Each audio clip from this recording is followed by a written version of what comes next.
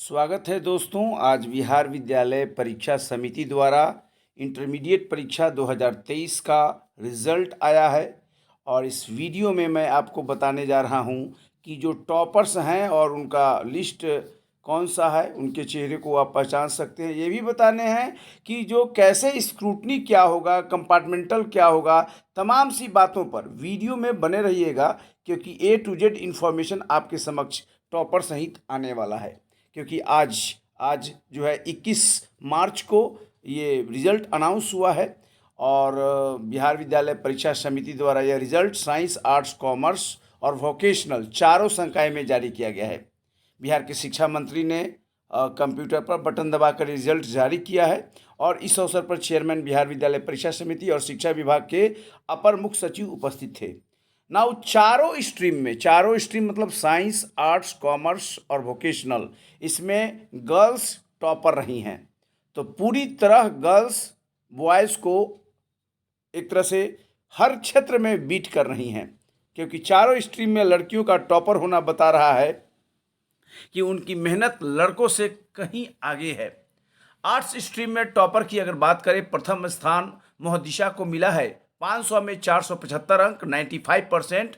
पूरे इंटरमीडिएट सभी में टॉपर हैं, 95% से ऊपर किसी को नहीं आया है।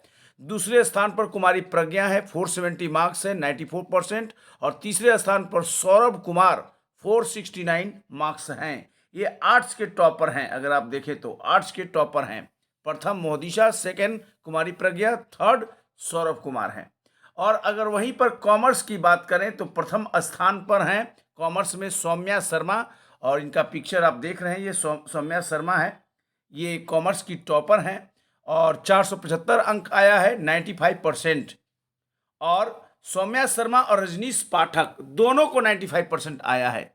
यानी कि संयुक्त रूप से कॉमर्स में फर्स्ट जो प्रथम रैंक है, सौम्या और रजनीश दोनों 95% लाए हैं, 475 अंक दोनों को आया है और इसलिए एक नंबर पर दोनों ज्वाइंट रूप से हैं। सेकंड अगर बात करें सेकंड इसमें, तो दूसरे स्थान पर कॉमर्स में 474 अंक के साथ ये 94.8% हुआ, भूमि कुमारी हैं। और ये भूमि कुमारी का यहाँ पर आप फोटो देख सकते हैं। और लेकिन केवल सेकंड पर जो है 3 लोग हैं, भूमि कुमारी, तनुजा कुमारी और कोमल कुमारी। यानी पूरी दूसरे स्थान पर जो है कॉमर्स में भूमि, तनुजा और कोमल ज्वाइंटली सभी को 474 मार्क्स आया है। That is very important one. और थर्ड पोजीशन पर हैं पायल कुमारी और सृष्टि अक्षय। यानी दोनों को जो है थर्ड पोजीशन पर संयुक्त रूप से हैं, क्योंकि दोनों को 472 नंबर आया है। मैं बता दूं, थर्ड पर 2 लोग संयुक्त रूप से हैं, दोनों को 472। और सेकंड नंबर पर कॉमर्स में है 474 वाले तीनों को आया है, भूमि, तनुजा और कोमल को। और फर्स्ट में कॉमर्स में बताया, फर्स्ट स्थान सौम्या और रजनीश प्रथम स्थान पर हैं 475 अंक के साथ। और वही अभी जो मैं बताया यहाँ पर जो आर्ट्स का है, आर्ट्स में मोहदिशा, सेकंड में कुमारी प्रज्ञा और थर्ड में सौरभ कुमार। यहाँ पर कोई ज्वाइंट रूप से नहीं है, एक एक कैंडिडेट फर्स्ट, सेकंड और थर्ड में है। लेकिन वही कॉमर्स में फर्स्ट पोजीशन पर 2 लोग हैं, वहीं सेकंड पोजीशन पर 3 लोग हैं और तीसरे पोजीशन पर 2 लोग हैं। अगर आप साइंस स्ट्रीम की बात करें तो आयुषी नंदन साइंस में पूरे बिहार में टॉपर हैं साइंस में, लेकिन ओवरऑल टॉपर नहीं है, 94.8% है। ओवरऑल टॉपर 95% पर बना है। सेकंड पर 2 लोग हैं, हिमांशु कुमार और शुभम चौरसिया, दोनों को 472 अंक है, ये 94.4% होता है। और थर्ड पोजीशन पर अदिति कुमारी है 471, 94.2% हुआ। तो ये साइंस स्ट्रीम की टॉपर हैं आयुषी शर्मा। और ये साइंस, आर्ट्स, कॉमर्स तीनों का ये विषय हुआ। टॉपर्स को, जो भी साइंस, आर्ट्स, कॉमर्स में जो टॉपर हैं, उन सभी को मेधा दिवस मनाया जाता है 3 दिसंबर को प्रतिवर्ष राजेंद्र प्रसाद की जयंती के अवसर पर। और इस अवसर पर उनको एक लैपटॉप, 1 लाख रुपया और किंडर गार्डन दिया जाता है। फर्स्ट पोजीशन वाले को, सेकंड को भी दिया जाता है 75,000, थर्ड को भी 50,000, फोर्थ को भी दिया जाता है, लैपटॉप सभी को दिया जाता है। तो ये इंपॉर्टेंट बात है। 3 दिसंबर का इंतजार होता है विद्यार्थियों को, क्योंकि बिहार बोर्ड के द्वारा उनको तमाम ढंग से पुरस्कृत किया जाता है। अगर उत्तीर्णता का प्रतिशत देखें तो आर्ट्स में 82.74% पास हुए हैं, कॉमर्स में 93.95%, साइंस में 83.93% और वोकेशनल में 85.25% पास हुए हैं। तो ये इंपॉर्टेंट बात है। इसके अलावा अगर आप देखें तो कुल उत्तीर्ण प्रतिशत है 83.70%, जिसमें लड़कियों का है 85.50, गर्ल्स पास हुई हैं, और लड़कों का है 82.01। और जहाँ तक रिजल्ट की बात है तो रिजल्ट का लिंक थोड़ा सा डाउन रहता है। शुरू में तमाम लोग रिजल्ट देखने जाते हैं तो वेबसाइट थोड़ा सा स्लो हो जाता है या इनएक्टिव हो जाता है। ये है www.results.biharboardonline.com। ये आप ध्यान से देख लीजिएगा, यही है www.results.biharboardonline.com।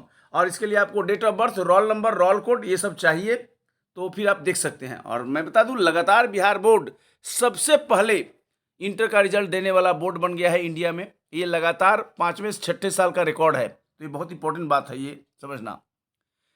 12वीं क्लास की बोर्ड की परीक्षा आप सब जानते हैं 1 फरवरी से 11 फरवरी तक हुआ था इस साल, और कॉपियों का मूल्यांकन 25 फरवरी से 12 मार्च तक, कॉपियों का मूल्यांकन 25 फरवरी से 6 मार्च तक हुआ था, 12 नहीं 6 मार्च तक। और जब रिजल्ट जारी हुआ तो जितने भी टॉपर थे उनका फिजिकल वेरिफिकेशन हुआ है, बुलाया गया है बोर्ड में, उनका वेरिफिकेशन हुआ है, हर तरह से जांच परख के बाद ही ये रिजल्ट आया है।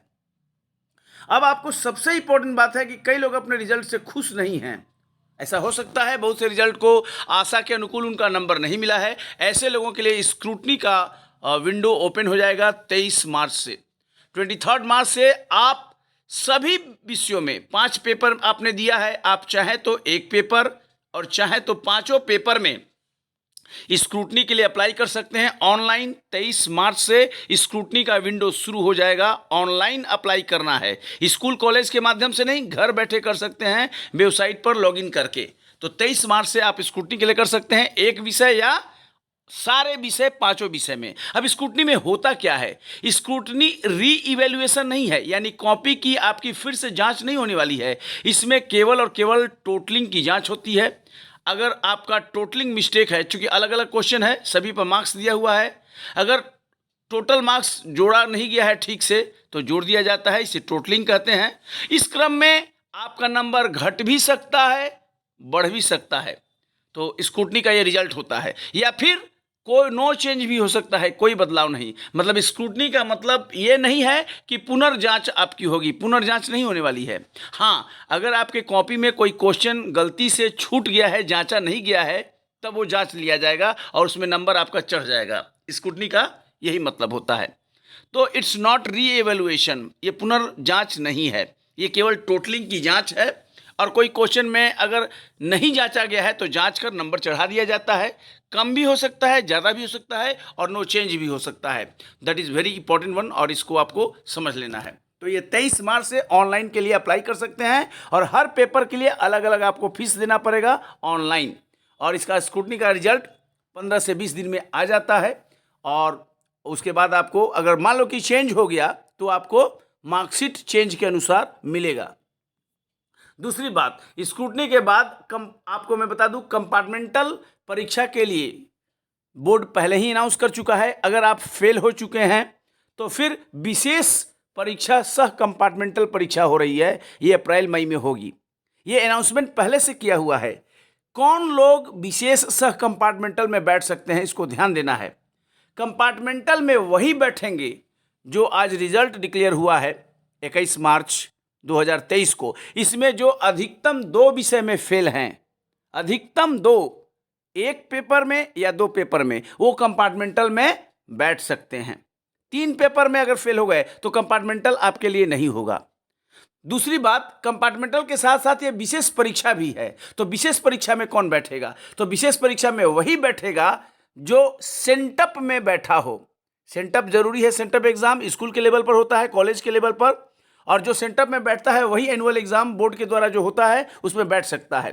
तो सेंटअप में नहीं बैठे हैं तो विशेष परीक्षा में नहीं बैठ सकते हैं, तो सेंटअप वाला ही बैठेगा। दूसरी बात, अगर कोई बंदे ने एग्ज़ाम फॉर्म भरा लेकिन एग्ज़ाम में शामिल नहीं हो पाया, बीमार हो गया, कोई घटना घट गई, एग्ज़ाम फॉर्म भरा, एडमिट कार्ड आया लेकिन एग्ज़ाम छूट गया, वो भर सकता है।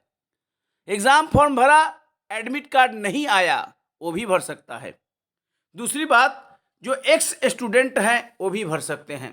तो ये अप्रैल मई में एग्ज़ाम होगा, स्पेशल कम कंपार्टमेंटल एग्ज़ाम, ये पहले से ही अनाउंस है और इसका रिजल्ट मई जून में होने की संभावना है। आपका ना ईयर बर्बाद होने वाला है ना कुछ। और इसके लिए भी 23 मार्च से ऑनलाइन अप्लाई, ये स्कूल के माध्यम से होगा, कॉलेज के माध्यम से होगा और वहाँ पर जाकर आप अप्लाई कर सकते हैं। मैं बता दूं, स्क्रूटनी के लिए भी आप साथ में कर सकते हैं अगर चाहें तो, और कंपार्टमेंटल कम स्पेशल एग्जाम के लिए भी साथ में होते हैं। अगर कोई आपको डाउट है कि आप कंपार्टमेंटल में बैठ सकते हैं कि नहीं बैठ सकते हैं, आपका क्या कंडीशन है, तो इस वीडियो के कमेंट बॉक्स में आप प्रश्न पूछ सकते हैं। ये इंपॉर्टेंट बात है, अगर कोई आपको डाउट है यू कैन आस्क। अगला प्रश्न है, देखिए फेल हो गए हैं लेकिन घबराना नहीं है। ये फेल जो होता है, विफलता या अनुत्तीर्ण हो जाना, ये होता है फर्स्ट अटेम्प्ट इन लर्निंग। आपके सीखने की दिशा में ये पहला कदम है और पहला कदम चूक गए तो जीवन का एंड नहीं है। This is not and of life. बहुत मौके मिलेंगे। मैं बताया स्क्रूटनी के माध्यम से आप पास हो सकते हैं, अगर फेल हुए हैं तो स्क्रूटनी के लिए अप्लाई कीजिए। फिर कंपार्टमेंटल एग्जाम है, विशेष एग्जाम है, ये भी छूट गया तो अगले साल एनुअल एग्जाम है। यानी फुल स्टॉप नहीं है कि जीवन का अंत हो गया। निराश नहीं होना चाहिए। जीवन लगातार एग्जाम की एक श्रृंखला है। एक मिस हुआ दूसरा आएगा, दूसरा मिस हुआ तीसरा हो जाएगा। ये नहीं कि हम निराश होकर घर पर बैठ जाए, अब मैं कुछ नहीं कर सकता हूँ, that is very bad thing. और पॉजिटिव पेरेंटिंग बहुत ज़रूरी है। इस बारे में सभी को बताना, पेरेंट्स को, कि नो प्रॉब्लम, जो बीत गई सो बात गई, अब आगे बढ़िया से मेहनत करना है, दैट्स ऑल। और ऐसे हजारों लोगों के साथ होता है, लाखों लोगों के साथ होता है। एक व्यक्ति कभी नहीं सुना है कि हमारे साथ ही ऐसा हुआ। This nothing like that. तो ये इंपॉर्टेंट बात आपको समझ लेना है।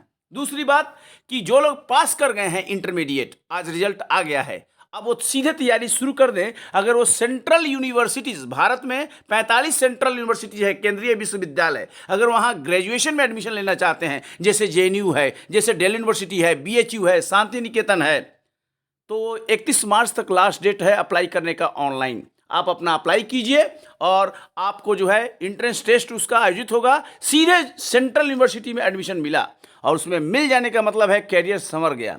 साइंस, आर्ट्स, कॉमर्स और नई शिक्षा नीति के अनुसार सेंट्रल यूनिवर्सिटी में कोर्स चलता है। बहुत मौका मिलेगा वहाँ आगे बढ़ने का। उतना मौका स्टेट यूनिवर्सिटीज़ में नहीं मिलेगा।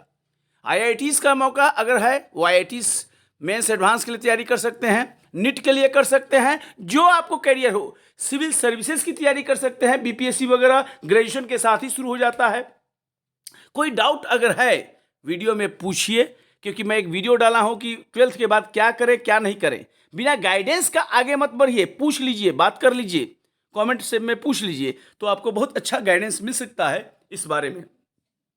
तो ये बहुत इंपॉर्टेंट बात है कि आज रिजल्ट निकला है और रिजल्ट के माध्यम से विद्यार्थियों को ये स्क्रूटनी और कंपार्टमेंटल 23 मार्च से शुरू हो जाएगा। और 80 जो परसेंटेज है कुल 83.70, मान के चलिए 16% स्टूडेंट्स फेल हो गए हैं। 16% को घबराना नहीं है, क्योंकि ये फेल है, फर्स्ट अटेम्प्ट इन लर्निंग है। स्क्रूटनी का मौका है, कंपार्टमेंटल का मौका है, विशेष परीक्षा का मौका है। No end of life. Doubt हो पूछिए इसमें। और जो लोग टॉप आए हैं, जैसे कि प्रथम स्थान साइंस में जो आयुषी नंदन है, और वैसे ही जो कॉमर्स में है आपका सौम्या और रजनीश, और साथ में जो आर्ट्स में टॉपर है मोहदिशा, इसके अलावा सेकेंड और थर्ड रैंक, सभी को बहुत शुभकामनाएं हैं। इतना नहीं खुश हो जाना है कि आपने जीवन के अंतिम लक्ष्य को प्राप्त कर लिया।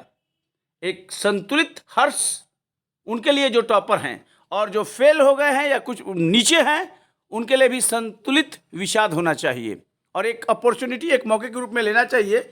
और ऐसा नहीं है कि एंड है। तो ये बिहार बोर्ड के रिजल्ट का एक सम्यक है। कोई डाउट है बेझिझक कमेंट बॉक्स में पूछ सकते हैं। बहुत बहुत धन्यवाद। Thank you.